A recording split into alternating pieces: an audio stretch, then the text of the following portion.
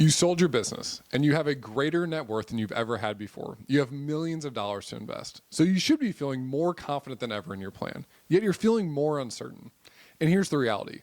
For a lot of folks in your situation, younger retirees, one small change on an investment calculator online totally changes your perspective. And in today's video, I'm going to walk you through exactly what you need to be thinking about. The 3 key pillars that go into making sure that you have the clarity and confidence to know what you should do moving forward. And we're going to finish with what are the big takeaways that you can take away from this. Hey everyone, if we haven't met before, my name is Jacob Turner. I'm a certified financial planner and the co-founder of Moment Private Wealth, a financial planning firm that specifically helps athletes and entrepreneurs build and protect wealth. And for us, this is a common situation we see. Our average client is around 40 years old. They're coming into a significant amount of money, but they're trying to figure out, now that my net worth is so big, how do I actually spend from this? And not just spend from it. How do I have the clarity and ultimately the confidence to know that I'm good? Let's walk through a case study situation of what this looks like. I'm going to outline the situation here. We have Joe and Jess. These are hypothetical clients. All the numbers have been changed. The names have been changed. But this looks a lot like a lot of the situations that we have. Joe and Jess had a business that they ultimately sold. They have roughly $5 million of investable assets and they're 40 years old. And they've come to us and they've said, Jacob, we're not sure if we want to retire fully, but we want to have the optionality that if we like this retirement thing, we can continue on with it. So what we said was, let us show you a plan that's going to put you in a good place today, going to put you in a good place in several years. And hey, if you want to retire long-term, you're going to have the clarity and confidence to do it. So let's dive in. So for our scenario, the first thing we always want to start with is, what does the total net worth look like? And like I mentioned, for Joe and Jess, they just sold a business. And what you can see here is they have about $100,000 in their joint bank account. And they have roughly $5 million of investable assets, $250,000 in each of their 401ks, and then $4.5 million in a joint investment account. They also have a property that's worth $1.5 million. Now, a couple things I want to point out here is, given that they're only 40 years old, they have $250,000 in each of their 401ks. This is great for the long term, but in terms of planning today, we need to be thinking about this because we're not going to be using this money, but we should be strategizing around how we're thinking about this money today. So if we go back up here to goals, we only have one goal in here. We want to make sure that we could spend $25,000 per month in retirement. Now, for a lot of people out there, they're going to start separating out their goals. But for this scenario, I want to make it as simple as we possibly can. The reason why we put $25,000 a month in here is because that is the exact same amount that they were spending before they sold the business. Now, like most of the business owners that we work with, when Joe sold the business, he had the opportunity to stay on. So what you can see in here is we have some retirement income in here. This retirement income only goes for 5 years. You can see right here. And what it is it's a way for the other business to have essentially an earnout where they want to make sure that Joe, who is really important in the business, stays on. And this is something that we see a lot with the entrepreneurs that we have. But as a reminder, this income's only going to last for 5 years. Joe's 40 years old. In 5 years, at age 45, he's going to have absolutely zero income. In terms of savings, obviously no savings. And then we can see our expenses. What are we currently spending? Same $25,000 a month that our goal portfolio is. So if we go to retirement, how are we doing? Can our big net worth sustain what we want to do? And we have some bad news. We are showing an 8% probability of success.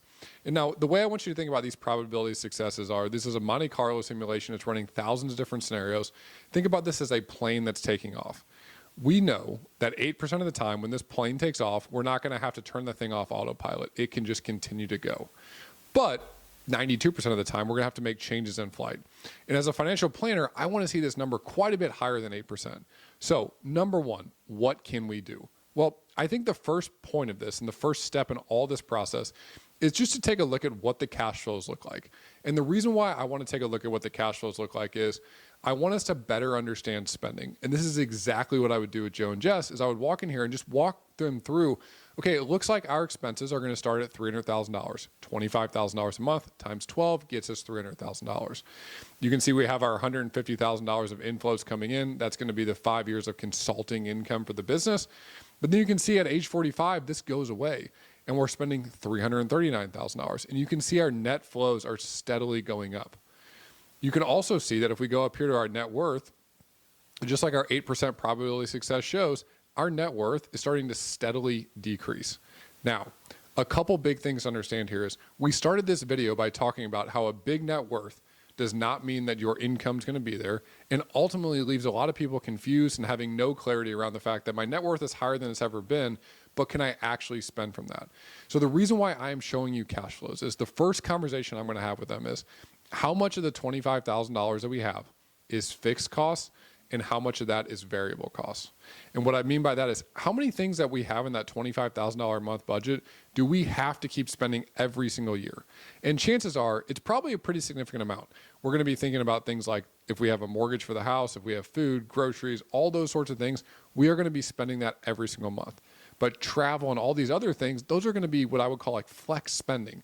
Those are variable expenses where we could turn the dial up or we could turn the dial down. Now, the reason why I want to talk about that is going to relate back to our main strategy that we're going to change for Joe and Jess. And the reason why we want to do that is if we can do that, if we can change the distribution strategy, it's going to greatly increase our chances of success. Before I do that though, I want to talk about a couple other things that we can continue to stack upon our spending. So the first thing we talked about and the first pillar I want us to understand is if you are in this situation, you need to understand first and foremost what your spending is. And secondarily, you need to understand how much of it is fixed and how much of it is variable. So let's talk about another layer to that. What additional to this can we stack on? And the big thing that comes to mind for me, first and foremost, is the tax bucket. We talked about that 401k. What are we going to do with that 401k?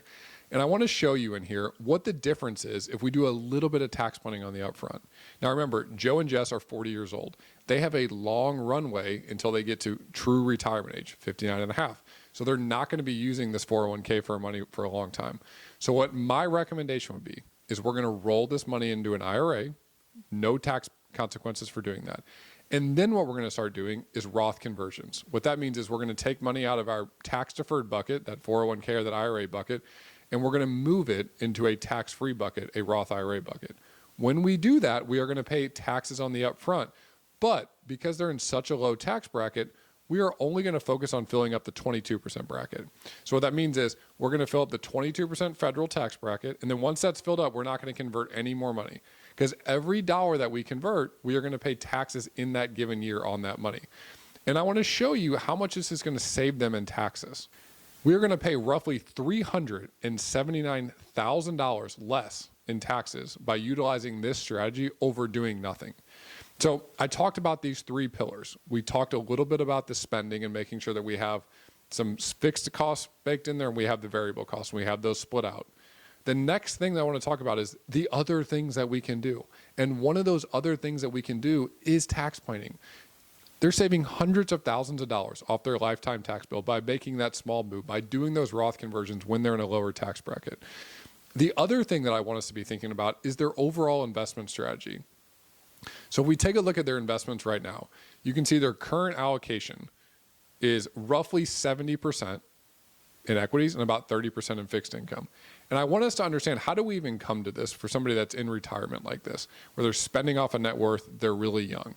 Well, first and foremost, we want to be thinking about the fact that we are typically shooting for somewhere between 3 to 5 years of living expenses in our war chest bucket. Okay, that's going to be bonds, fixed income, cash-like equivalents. And everything above and beyond that, we want to be going towards equities. So in their situation, if we moved up the target allocation a little bit, and we want to go to the aggressive portfolio here, we want to go to 80-20. You can see all of a sudden, now we're being a little bit more aggressive, but our annual return is going to continue to rise. Well, what if we went to the most aggressive here? 7.1%. Every little bit that we can get on this is going to make a huge difference because they are so young.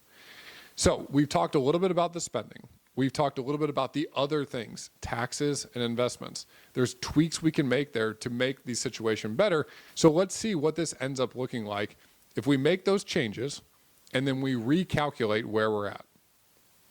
So number one, we're going to say our proposed strategy that we talked about. And then on the asset allocation itself, we're going to go to the most aggressive strategy. So we're going to raise our return by a little over 0.5%. And let's see what that gets us. Now, we're doing a little bit better, but we're still not quite there yet.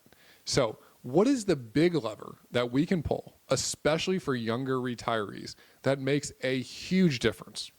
Well, I'm going to show you what it is. It is our retirement spending strategy. So instead of doing an inflation-adjusted strategy, and when I say inflation-adjusted, what that means is every single year we're going to spend roughly 3% more. we did a guardrails-based approach. You can see here, we go from an 8% probability of success to a 100% probability of success with roughly $24 million left in our legacy bucket. Now, why does this change so much, and what is this guardrails-based spending strategy? Well, it changes so much because we have such a long time horizon of us being in quote unquote retirement. And what a guardrails-based spending strategy means is, in the good years, when the portfolio is up 20% or more, we are going to say we can loosen our belt a little bit and we can spend 10% more. But in the bad years, if the portfolio is down 20% or more in a given year, we are going to tighten our belts and we're going to spend 10% less in that given year. It's that simple. And the reason why it makes such a big impact, especially for younger retirees, is because you have such a long time horizon. And this is what I think people get wrong so much when they think about a growing net worth, but a really young age, is that we're not going to make adjustments on the fly. We talked about how this Monte Carlo simulation is a plane in flight. We are not going to have this plane in flight on autopilot every single year for the next 40 years. We're going to be reviewing the portfolio. We're going to be looking at the spending strategy. We're going to be adjusting those guardrails. And this is where I think it makes such a big difference. If we go back to our cash flows and we take a look at what this retirement looks like now, I want to show you on here, if we go to the proposed plan that we just talked about, the difference that we see in the spending. So you can see our net flows are still pretty significant. Our spending is still pretty significant here, but we're actually spending a little bit less in a couple of years, and that's the guardrails coming in. But then in the future years, we're starting to spend more again, and we're still spending a really significant amount of money. So the big thing I want us to understand here is, if we take a look at our net worth and we see how this changes based on the proposed plan, our net worth continues to rise. Now, one thing I talked about at the very beginning of this video is this notion that because we have a high net worth, it does not mean that it's going to give us clarity and confidence to be able to spend our money. And what I want to show you is you can have a high net worth and you can have clarity and confidence to be able to spend your money. And the way to do that is to, one, make sure you understand your spending. Two, to make sure that you're doing the quote unquote other things, tax planning, and really thinking through the investment portfolio. And thirdly, really thinking about your distribution strategy, because that's going to be the biggest pillar here that's going to make the biggest difference.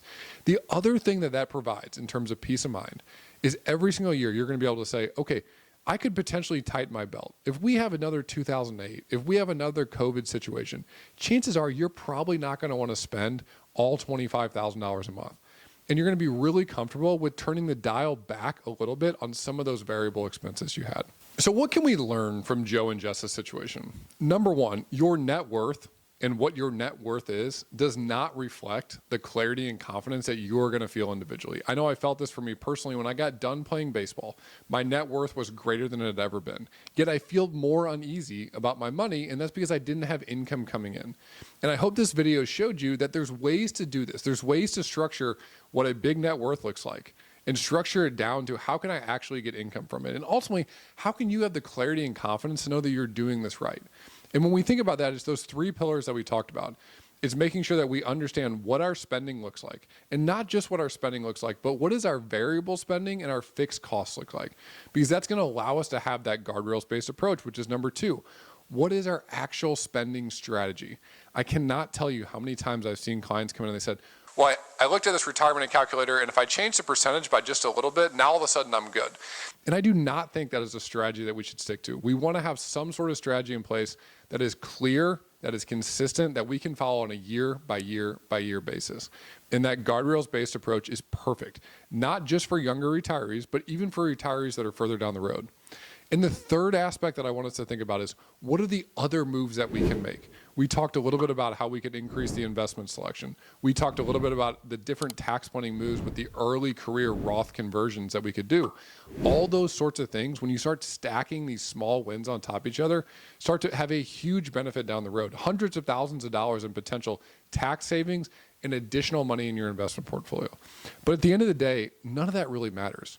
What matters is that you have the clarity and the confidence to know that you are good. So if you're out there and you're thinking, man, I love this, but I want to figure out how I can do this. Well, if you want our team to do this for you, check out the link below. You can schedule a call with our team, Moment Private Wealth. We've worked with hundreds of entrepreneurs in your exact situation, taking them from the high net worth to the clarity and the confidence to make sure that they're doing it right.